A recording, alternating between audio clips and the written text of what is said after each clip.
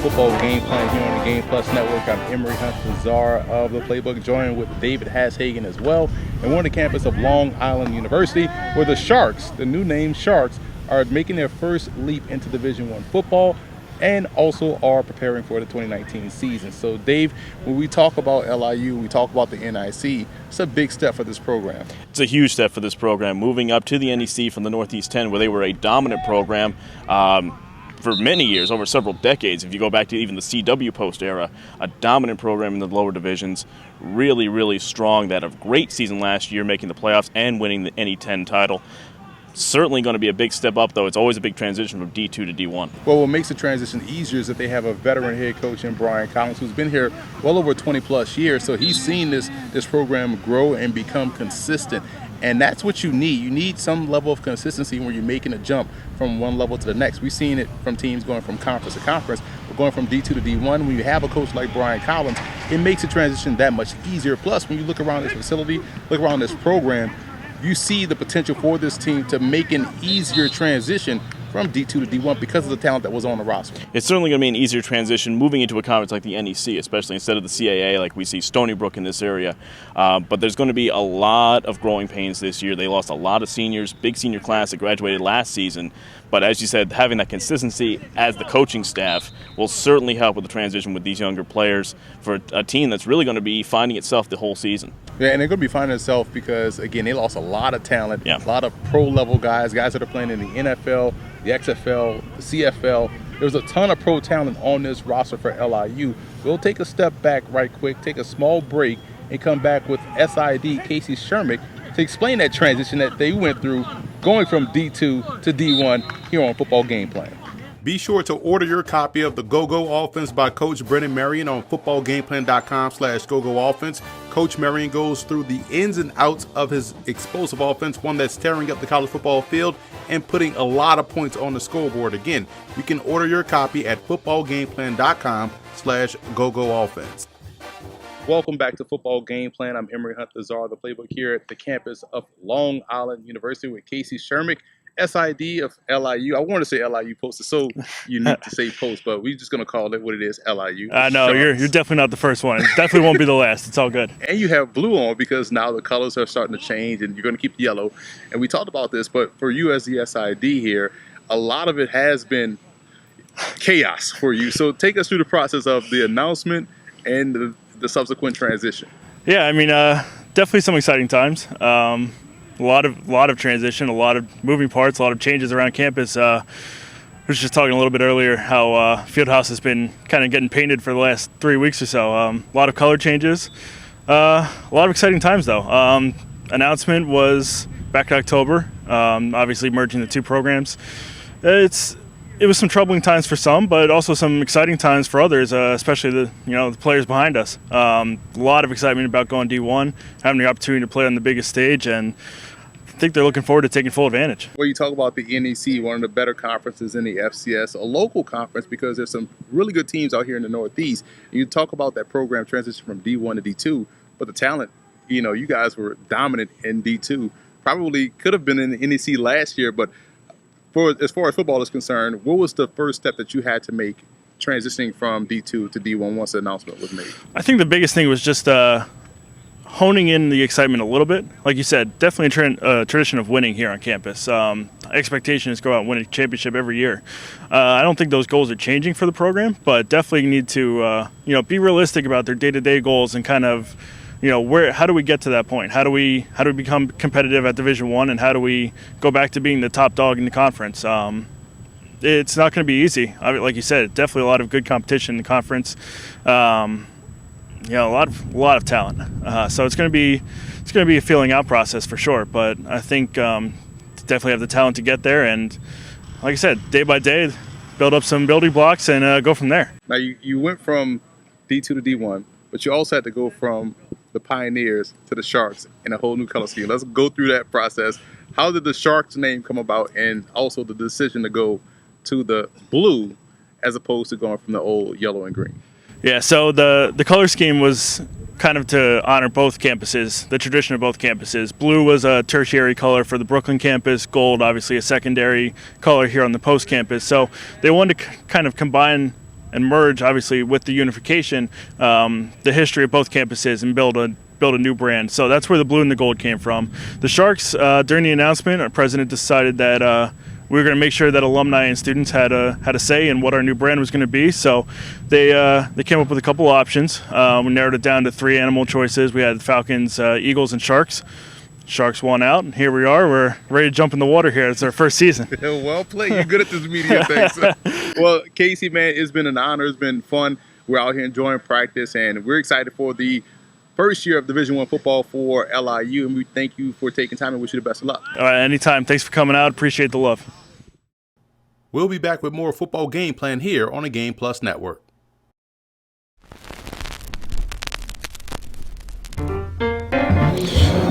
Man, it's that old thing, perseverance, consistency, hard work. My goal is to put the same work into, my businesses, my family that I put into football, and I've been running with that mantra since I got married back in '97, that if I'm going to have a successful marriage, I got to, the same hard work and same consistency and discipline I had on the football field, I got to put in my marriage and with my kids and with my businesses and all that. So it teaches you a lot, man. How to deal with your fellow man and not look at his color, but look at what he can do for the overall good of what you're trying to accomplish. So sports to me in general is just an incredible deal when you talk about football specifically because of the closeness of guys. I just believe it's an amazing sport. Football Game Plan is brought to you in part by Ninth and Lux. Visit the website ninethandlux.com and check out the clothing gallery. Do You Music with featured artist IW in his latest album, Season 2. You can check that out on iTunes as well as doyoumusic.com. Nesby Phipps, Art, Life, Entertainment. NesbyPhipps.com. Grind It Out Fitness. Visit the website grinditoutfitness.com and download the app.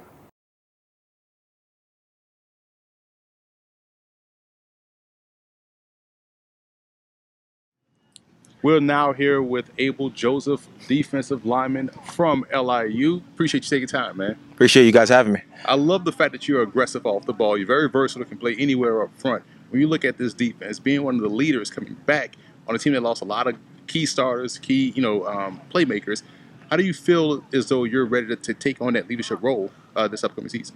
Well, the good thing about our seniors last year is that they did a good job setting an example. So they set the standard for us as a fast-moving, fast-hitting defense. So I feel like the heart of the team is still there. Even though some of the players might have left, the heart of the defense is still there.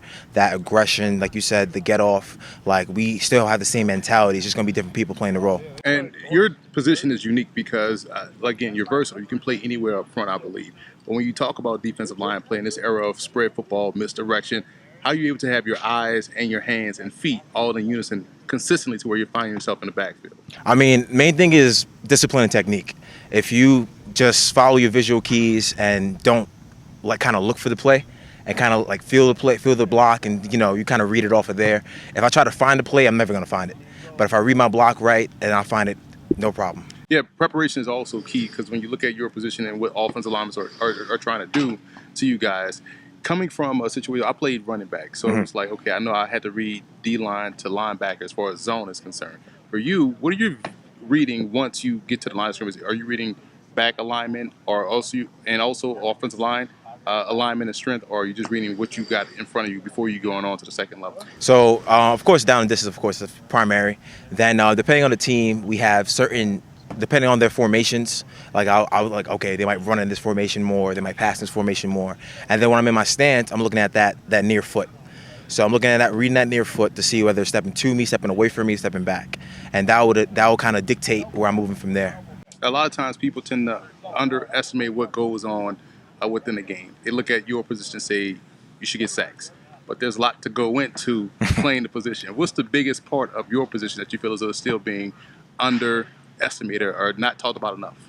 Double teams. How to handle it, right? Yeah. I feel like people kind of underestimate that because at the bare minimum, we're expected not to get moved. We're talking 600 pounds coming at you. It said don't move. So I feel like people take that for granted because it's a hard technique to do.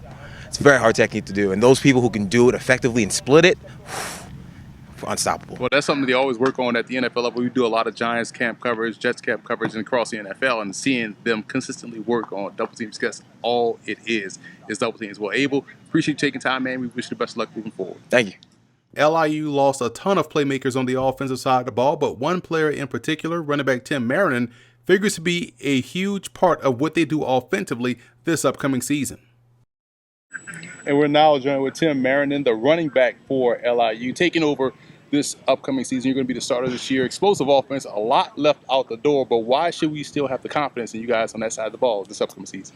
It all has to do with the previous players, I think. I mean, they set a great example, like Abel was saying. They had a tradition out here. They made sure that what we were doing is the exact way to do it, like on the practice field and even in the games. One thing I like about the running back position is that, it's 1 versus 11. Because once you have the ball, everybody on the team is trying to tackle you. That's a lot of value. Right now, everybody's talking about the running back position don't matter, but we know it matters. Sure. What's the most integral part about that position that makes it so special? It's really just like being versatile, like not only just like getting the ball from the quarterback and finding a gap and reading it, it's catching the ball in the backfield, it's pass blocking. This offense is huge with the running backs and pass protection, and that's like where we make like most of our money is like helping out the O-line, making like them right, and like making the quarterbacks like have time to make an easy read. I remember the toughest transition I had to make as a freshman was pass pro. Was that tough for you, and how quickly did you get up to speed as far as picking up the blitz? Because everybody looks like they're blitzing once you're back there in the backfield. Yes, sir. It's funny you say that because I came from a triple option offense in high school, and I didn't pass protect at all coming out of there. And the guys that I came in with as a freshman, they were like experts at it. I was trying to stay with them after practice, like every day, just trying to get like the critique and like what they did, and like watching film on them, seeing how they went, and like when the like linebackers are coming, when they're like just bluffing and things like that. It's all like a lot to it, but I try to come like a long way coming from offense in high school to a spread offense in college. Because truth be told, no one wants to get ran over back there in the backfield. That's why running backs usually miss blocks, because I don't want to look bad on film. But it's all about technique. It's all about just getting in position and knowing who to block. Yes, sir. In this offense, because you guys are so spread open, your value as a receiver also doubles into what you bring to the table. Talk about the passing game a little bit and how much of that is important here at LIU. Oh, it's very important. Just because, like I said, like before, like being versatile, like making sure we run the right passing concepts, and like bringing a guy over to make sure like that dig route above us is open, like just like things like that, like just helping out the offense in general. Return game is also another element that you guys tend to have value. And when you talk about kickoff returns, punt returns, do you still provide value in that, or are you going to be focused more on the backfield? More in the backfield. I haven't really been a kick returner or punt returner here in the past years. Yeah, so I'm just focused on just like running, blocking, and catching the ball in the backfield. How excited are you for the NEC move? Oh, I'm very excited about it. I'm excited to prove what we're all about. I mean, we can win just like anybody else can. You guys won a lot over the course of the seasons here at LIU, and thank you for taking time, and wish you the best of luck. Yes, sir. Thank you. Well, the game of football has taught me so many things, man. Now, think about the huddle we have right now, right? I tell people this all the time. There's a reason why they call it a huddle. People have been huddling all their lives, trying to find ways to enhance each other's lives. The great teams do that all the time.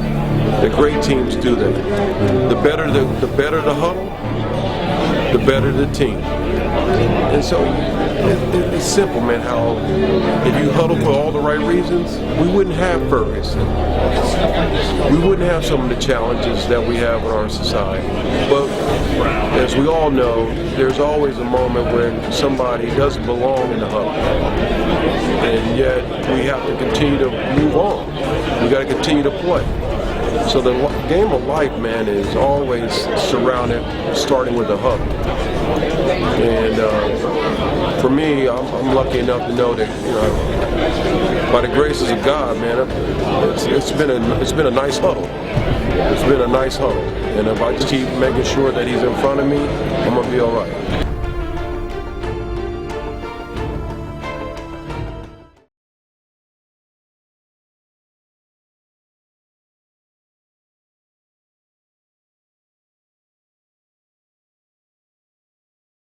Football Game Plan is brought to you in part by Financial Coaching LLC, Investment, Retirement, Security. Stewardship Credit, financial growth is in your hands. Stewardshipcredit.com. Adrian Marie Photo, photographer, writer, management. And welcome back to Football Game Plan. I'm Emory Hunt, the czar of the playbook at LIU, Long Island University, with head football coach Bryan Collins. Coach, appreciate you stopping by, taking time post-practice. Thanks for being here on Long Island University. Well, I love it because it's a great opportunity to get a look at the transition. And you've been a part of one transition already, going from CW Post to LIU Post, which is just name only. Right. But now you're going to transition from D2 to D1.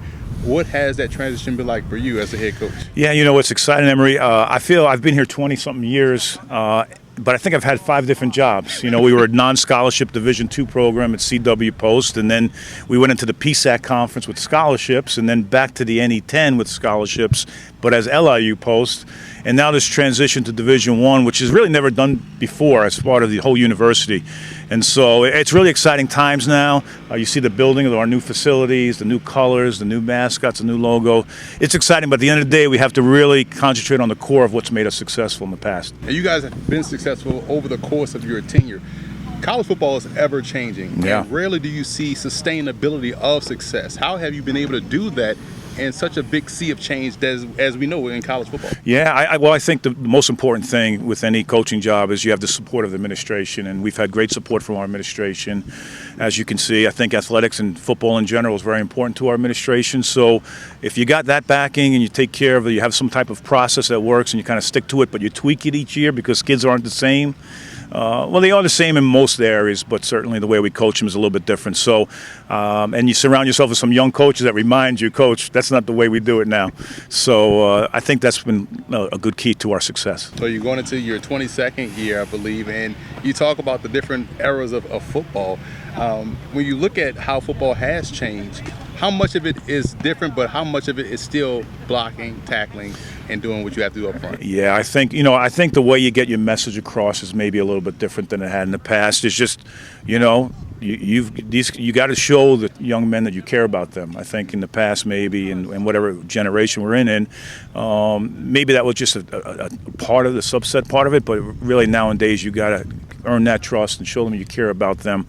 But at the end of the day, after you get past that part, and you should be in the profession, care about your players, that's why you brought them here, then it's about the X's and O's and planning and game planning and trying to professionally educate yourself each year, just never staying the same. You're always growing. You got to get better each day or you're getting worse. No one gives you guys credit because everybody talks about the offense here at LIU. But your background is defense. You're a defensive guy. You play defense at St. John's. Your defenses here have been active, aggressive, turning the ball over. How have you been able to merge the two concepts as far as being an explosive offense, but still being a very good, fundamentally sound defense? Yeah, in this day and age of the spread offenses and the fast pace and number of snaps you get in the big plays, it's tough to play defense nowadays. If you listen to the NFL, it's almost impossible to play defense. But what we've been able to do is compete against each other, get some good skilled kids on offense, good offensive alignment, and the defense is naturally going to get better. So I think if we compete hard against each other, it's just a byproduct of competition is that we're going to get better. But I think what we look for in the recruiting process always is playmakers and ball skills. A lot of our D-backs and a lot of our linebackers were running backs or receivers in high school. So I think we kind of stick with that and kind of get the speed down low. I think that's been a success. The ever-changing game is to get that skill set of offensive players and put it on defense.